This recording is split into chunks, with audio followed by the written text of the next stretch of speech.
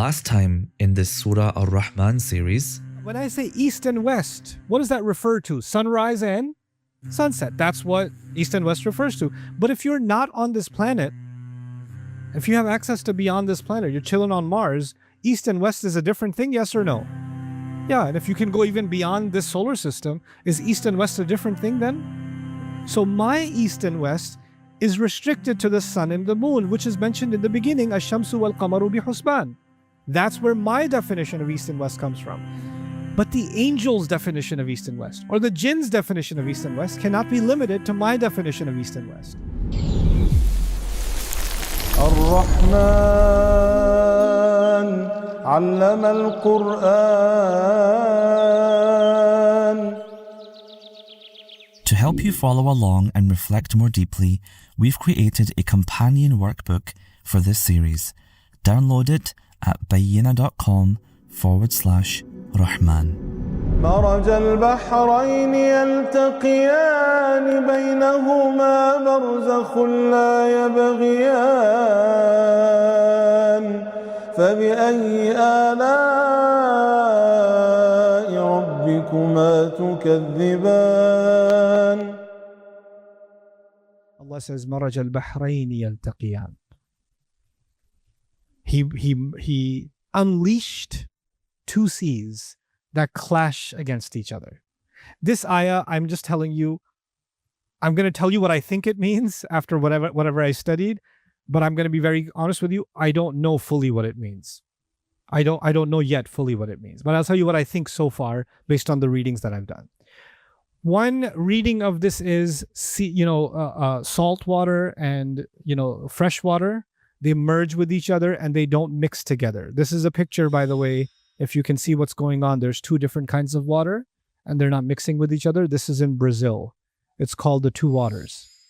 Okay, so you can look it up or go there on vacation if you want. But that's the place. Okay. I'm pretty sure though that the Quran's not talking about Brazil. Call me crazy, but I think that's not the subject. Okay. Now, what could this be talking about? One place the mind goes is actually as the earth was being formed. This was a large mass of water, and there were massive floods in the history of the world. And then the waters receded, and what was under the water was these large land masses. So what used to be one body of water became two, for example, and separated by continents, separated by land masses. Right? So if you actually look at geological history of the world, there were great floods in which actually there were some places that existed in the world that no longer exist. They're underwater. And there are some places that were always underwater and now they're above water because the water has receded, right? So perhaps Allah is saying that at some point the two seas were actually clashing with each other. And then in the next ayah, he's going to say he put a barrier between them that they don't cross, meaning land emerged between them. That may be one way to look at what the ayah is talking about. بَيْنَهُمَا بَرْزَخٌ لَا يَبْغِيَانِ. Interestingly, that is something that others have also talked about. Now, the word maraj is also really important and interesting. Maraja is used, we just saw marijim min nar, right? As one of the cool things in this surah is the same kind of word will be used with totally different meanings. Mizan, mizan, mizan, different meaning, right? Then maraj, marriage, right? And then soon marjan, yakhruju minhu lu'lu' wal, all three different meanings, similar word but different meanings. So maraja has to do with mixing. So one translation could be he mixed the two seas together as they clash against each other or smash against each other. Yaltaqiyan. Iltiqa is used for forces that crash against each other. Another possible meaning of maraja is irsal, to release, to let go, which is similar to, you remember when I said he made the sky high? He didn't, it would be wrong to think he raised the sky. The idea is Allah left the sky, or he allowed the sky to be unleashed. And it's similar language being used here. He allowed the seas to be vast, crashing against each other. Yaltaqiyan. Marijatil uhud, when things become confused in state because they're fused together. And so maraja is used for also when people aren't sure, did the contract say this or did it say that? And that becomes an amr marij for them. But here, the word Bahrain, this is also an interesting observation. Bahr is typically translated as the sea. You can even translate it as the ocean. You can do that. However, Bahr can be used for any large body of water in classical Arabic. So in modern Arabic, Bahr only refers to the ocean or the sea. But Bahr can also be used for smaller bodies of water if they resemble to the naked eye larger bodies. Okay? So this is why يشبه ذا الماء الملح في السعة وكثرة الماء. So if it looks like the sea, but it's not quite the sea. So if somebody was standing at Lake Michigan, for example, they could get away with calling it Bahr in classical Arabic because it's that large, right? So that can be the case. But if you're at some pond in your park, then you're probably not going to call that a Bahr. Okay. Now, why is that important? Because then it may not be talking about two seas colliding or two oceans colliding. It might even be referring to rivers falling into seas, bays merging into seas, right? There could be some other smaller versus larger bodies of water that come together, like waterfalls pouring into seas, right? So مرج البحرين يلتقيان بينهما برزخ. By the way, before we go on, and I told you I don't quite know what this means. Because Allah just mentioned two dimensions of reality, the jinn world and the human world. Some actually looked at this ayah and said, perhaps there's a sea that the jinns have, and there's a sea that the humans have. And there's the water on this planet, and there's some other body of water somewhere in the heavens also, right? That we don't know about. Now there might be some weight to that. That sounds a little wild, but this is found in Qurtubi. You know, Bahrul Sama wa Bahrul Ard. He's actually said the ocean in the sky and the ocean on earth. This came from the notion that the Arsh of Allah is above water. Kana arshuhu alal ma. It's in the Quran that Arsh of Allah is on water. Right? So there is some reference to water up in the universe somewhere. Then maybe that's what it's a reference to. If they have their own east and they have their own west, then maybe they have their own sea too. And so maybe the world of the jinn and the world of the human beings collide with each other. Is a symbolic way of saying it. It's a symbolic way of saying it, subhanAllah. You know, that the world of the jinn and the world of human beings collide. By the way, it's interesting that this kind of language is used in Surah Al-Kahf. You remember when Musa alayhi salam met this mysterious person? You know where he met him? It's called Majma' al-Bahrain, the gathering place of two seas or two oceans, right? And if you study tafsir of that ayah, there's a lot of really interesting commentary there also, because Musa alayhi salam represents the wahi given to prophets. And Khadir represents the wahi given to non-prophets. Mysterious creatures that have their own instructions that don't follow the wahi given to prophets. In the wahi given to prophets, you're not supposed to kill anybody that's innocent. But in the wahi given to Khadir, does he kill a child? Yeah, he does. In the wahi given to the Sharia given to prophets, you're not supposed to damage somebody's property.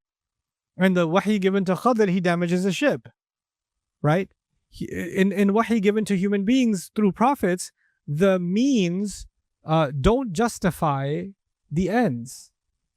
Right? You can't just, or the ends don't justify the means. You can't say, oh, I was trying to do something good, that's why I'm doing his parents a favor, I killed him. You can't do that in Sharia. You can't say the ends justify the means. But in the Sharia, the wahi given to Khadir, do the ends justify the means? Yeah, they do. It's a different system. It's like interestingly, they met in a place where two seas meet, right? And they both represent two different seas of knowledge of Allah that aren't actually supposed to meet. And even when Musa alayhi salam got a little taste of that sea, he couldn't digest it. He couldn't take it. Like, imagine like creatures that are meant to be in certain kinds of water, and you put them in the other water, they can't live in that kind of water, right? So that imagery is also Majma' al-Bahrain, isn't it? And here he says he brought two seas and he clashed them together. Now, is there some interaction between the two seas? Yeah. Is there interaction between human beings and jinn? Yeah, but by and large, what has Allah done? Maraj al-Bahraini, and by the way, yaltaqiyan means crashing. And iltiqa is used when armies crash against each other. That's what it's used for. He says بينهما برزخ. Barzakh is actually معبر باطني جوفي من خلال حاجز بين أشياء. It's something that is internal or hidden away that creates a barrier between two sides. It can be any kind of separator. Some say it's internal. Others say that it's exposed, but that's basically what barzakh means, a barrier. A good English translation of barzakh is barrier. Okay? Some kind of separator. So Allah created a separation between the world of jinn and the oceans of the jinn and the oceans of human beings. Or physically the oceans of the Pacific coast and the Atlantic. Or two different bodies of water, which I think is the least likely, crashing into each other and not mixing. You can find pictures of that here and there. But by and large, I think this has a larger meaning. And that لا يبغيان means they don't violate it. تشبيه بليغ كل ماء منهما خصائص تدفع عن اختلاط الآخر به. One kind of water has its own life. One kind of water has its own temperature. If you go to South Africa, if you go to Cape Town, you'll see two ocean temperatures on the same coast.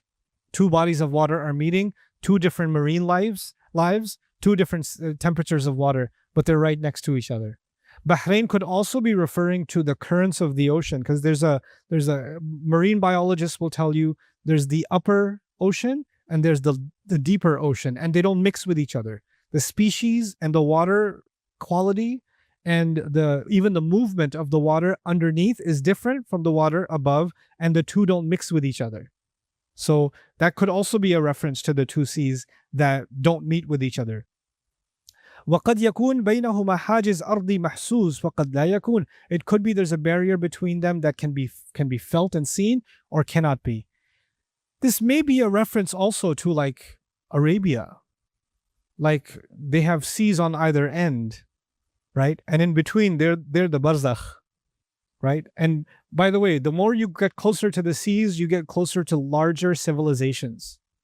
Because how do nations become superpowers? When they have access to the waters, right? The nations that are landlocked are always in trouble. The nations that have access to the sea and access to the oceans, they're the nations that become superpowers, right? So, for example, Afghanistan's biggest problem is that it's landlocked. So it's stuck on all sides between multiple powers, right? There are nations that are, Turkey ends up in trouble all the time because of the Suez Canal. It's got access to the water. When that contract runs out, there's going to be a problem for Europe because they're going to have to pay extra tariffs to Turkey. So, there's not a surprise that Turkey keeps having all kinds of instability and all kinds of stuff happening because there's powers at play, and those powers have a lot to do with the passage of the seas. When great world wars happened in the world, if you study where nations failed, is where they couldn't pass through certain seaports, and where empires couldn't expand when they got to a choke point in the waters where they could be attacked easily. So actually, the barzakh that doesn't get crossed is actually a pretty big deal. Now, what does that mean even for the Arabian region? The Arabs were living in this desert land. On different sides, there are different large empires that are not interested in fighting the Arabs. Why? Because there's no sea to be gained. And there's no treasure to be gained because they don't have oil yet.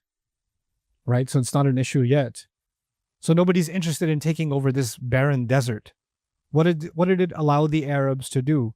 It allowed the Arabs to go towards Yemen and do business and trade with, and by sea connect to all of Africa.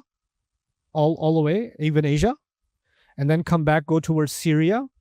And from there, when they get to the coast, they can connect to all of Europe. They can connect to the other continents, and they are they're the barzakh in between that gets to benefit from the import-export of both of those worlds. They're the kind of this barrier between the East and the West. That's what they became. And they were beneficial, Makkans particularly, because they were the midpoint. They were the beneficiaries of that trade. So there was they served as a barzakh that neither power could cross. And they don't have an army. They live in basically nothing compared to the Roman Empire, compared to the Persian Empire. What do they have? They have no resources, no military. There's just a bunch of tribes, mud homes. And yet, because they're a barzakh, nobody crosses over. Right? So بينهما برزخ لا يبغيان, maybe an undertone of that. This is Al-Qurtubi again, some really interesting comments.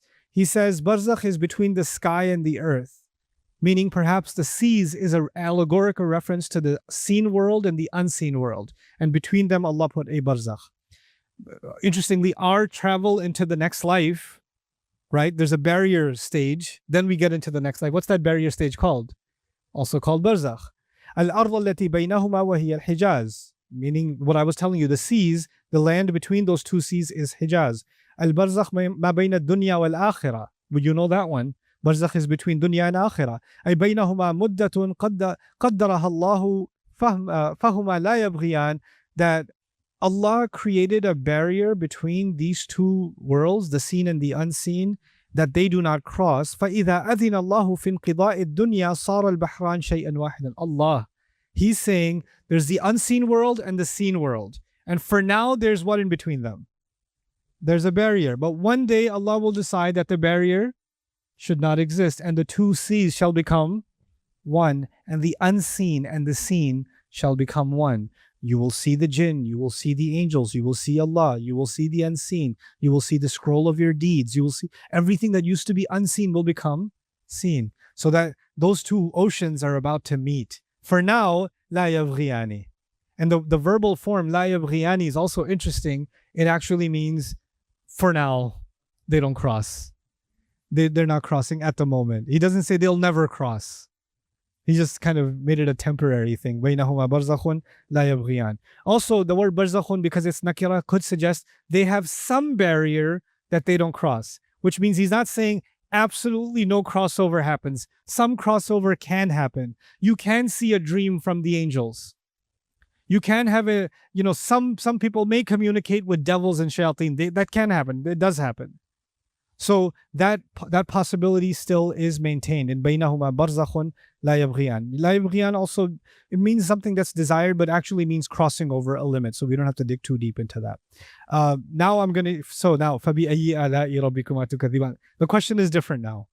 It's not the same question.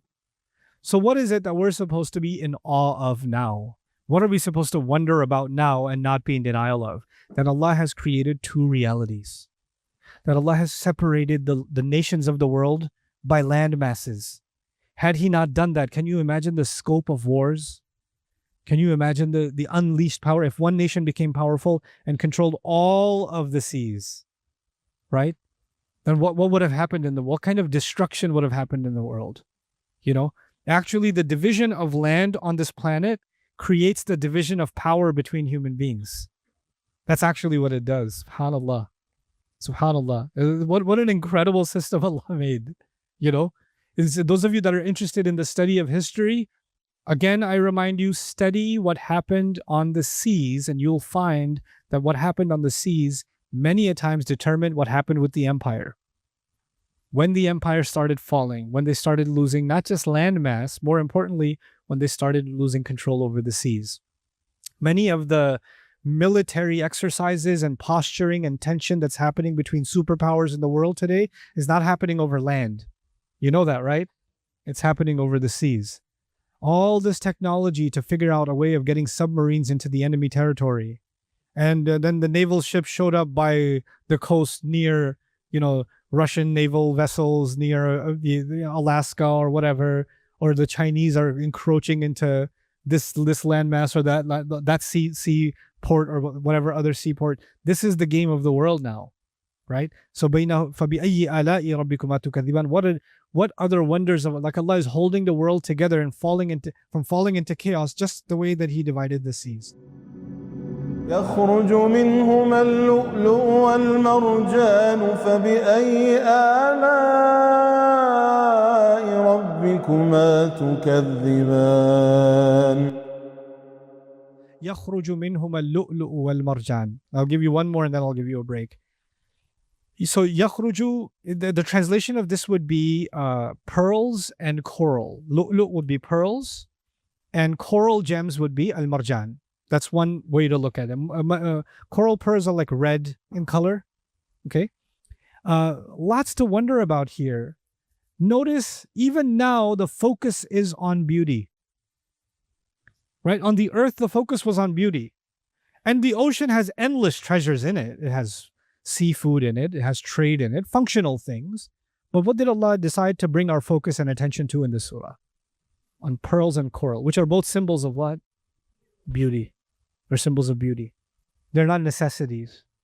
They're add-ons that make life beautiful, right? Now, yakhruju could mean that from both of those seas, lu'lu' and marjan come out, meaning pearls and coral come out from both seas. If you think of the meaning of the unseen and the seen, remember, that would mean that pearls and coral come out of this world, but there's other pearl and other coral that comes out from where? The unseen world. And I started thinking about that. How can I know about the pearls and coral of the unseen world? And then I was like, oh yeah. كَأَمْثَالِ اللُّؤْلُؤِ الْمَكْنُونِ. Like in Jannah, the servants are being described as lu'lu', like pearls. And the spouse in this surah later on is going to be described as al-yaqut wal-marjan. كَأَنَّهُنَّ الْيَاقُوتُ But that's not a spouse in this world, that's a spouse in this world. You have these kinds of pearls and coral. That world will have its own kind of pearl and coral. يَخْرُجُ مِنْهُمَا اللُّؤْلُؤُ وَالْمَرْجَانُ Subhanallah. It's so beautiful that he does that. So it's not just about two kinds of water or two seas, but it may be the lu'lu' and marjan of this world and the lu'lu' and marjan of the unseen world, right? So he's the beauty of that world too. But there's other things here. Yakhruju can be read yukhriju also. Yukhriju with a dhamma. If you read it with a dhamma, it means he brings out, meaning Allah brings out lu'lu' and marjan. If you read it yakhruju, it means lu'lu' and marjan come out. They come out. If you read yukhraju, the third reading, yukhraju minhum al-lu'lu' wal marjan, that actually means that the pearl and coral are brought out. So if it's brought out, meaning people bring them out. Yukhriju, Allah brings it out. Yakhruju, they come out.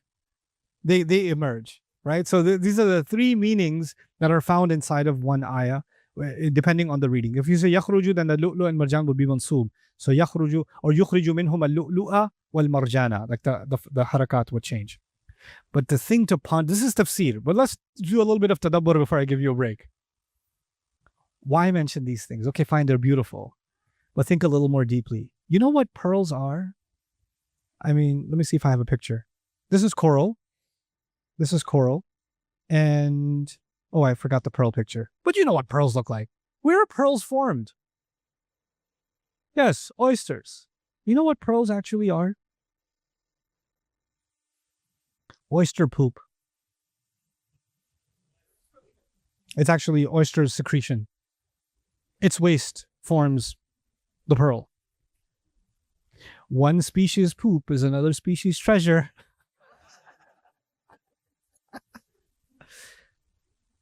Literally. Do you know what coral gems are come from? These corals, they die. And then when they die, they crystallize. And they become hard. And then we use them as gems. And they say they have medicinal properties. And they clean blood and all kinds of stuff. So one species corpse is another species treasure. The two things that are the most disgusting to human beings are feces and corpses. Feces and corpses.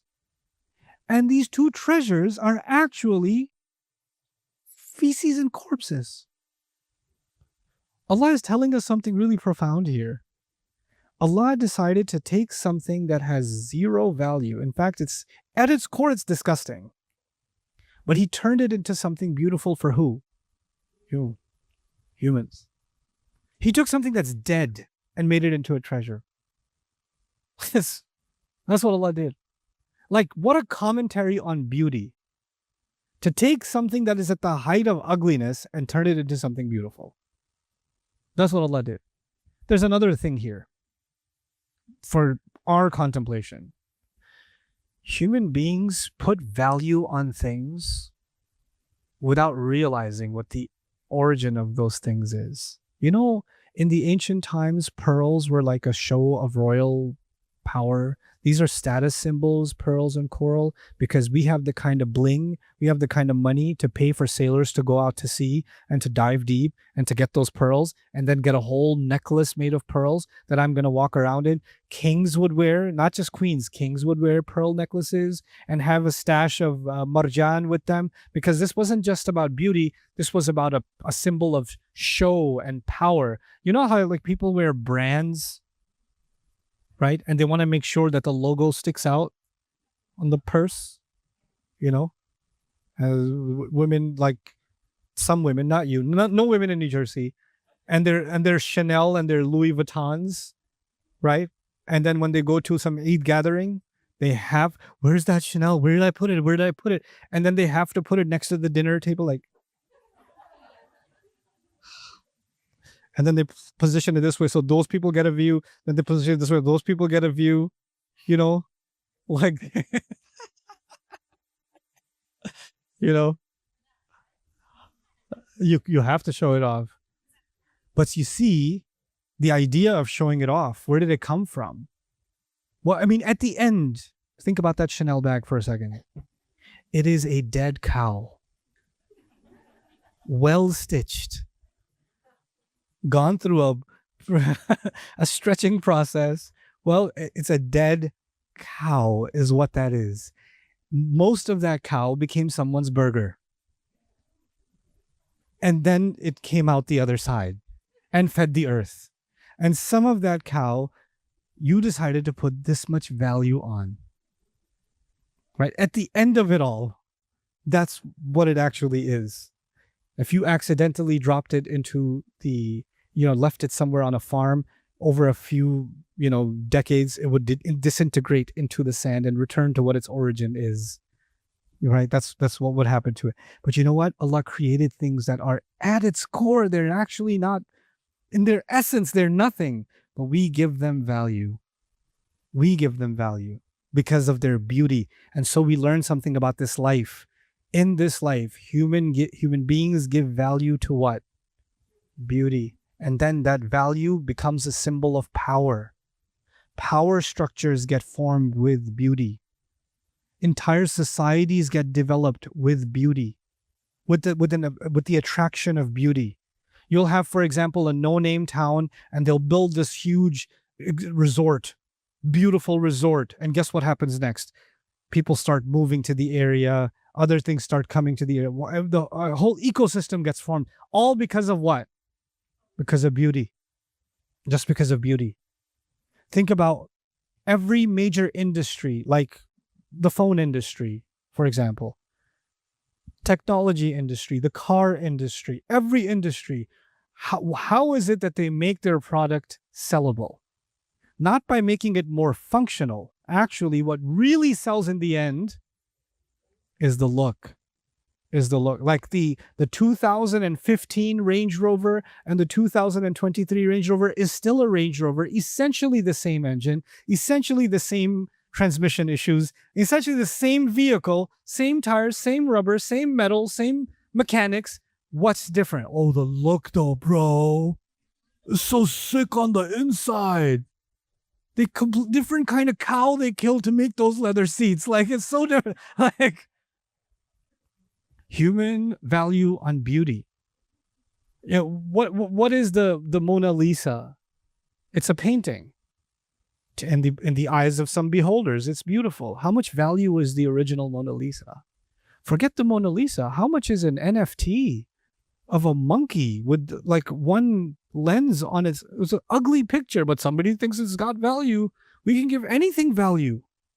Human beings give subjective value to things, and then entire worlds are impacted by that subjective value, aren't they?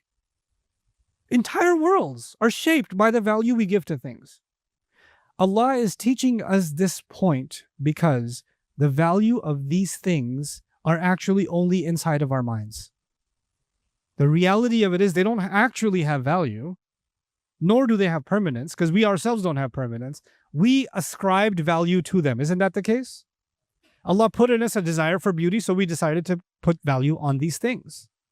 However, there are some things that are beautiful and valuable that we didn't give the value to, Allah gave the value to them. You know what that is? That is His word.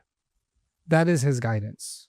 The value of Allah's words did not come from us giving it value. It came from Allah giving it value. The value given, the Lu'lu' al-Marjan were made beautiful, but who decided to make them expensive? We did. We set the price for it. We made the expeditions for it. That's the difference. Allah is teaching us something about our own tendencies and how we create value. How we create value. And how Allah wants us to rethink value. Not in denial of these things, but in harmony with these things. You can still enjoy the beauty of these things, but only when you truly understand where actual value comes from. May Allah Azza wa Jal give us an appreciation of things that truly have value. Coming up next time in this Surah Ar-Rahman series, we've turned Islam into consumer religion. And when somebody's having a hard time, then somebody's going through a psychological issue, somebody's going through a traumatic issue. Oh, jinn. This business, we slapped that on everything. And how come jinns are only in Egypt and Pakistan? How come there are no jinns in China? There's no jinns in New Jersey. There's no jinns in Florida. The only jinns are just when you go there. The jinns don't know how to cross the sea. You know? How come they don't get no jinns? French people don't have any jinns, you know? But the moment you become Muslim, jinn problems, you know? So we've developed this kind of superstition and we've superimposed it onto our religion. Is there such a thing as a waswasa coming from shayateen? Yes. Is there such a thing as possession? No.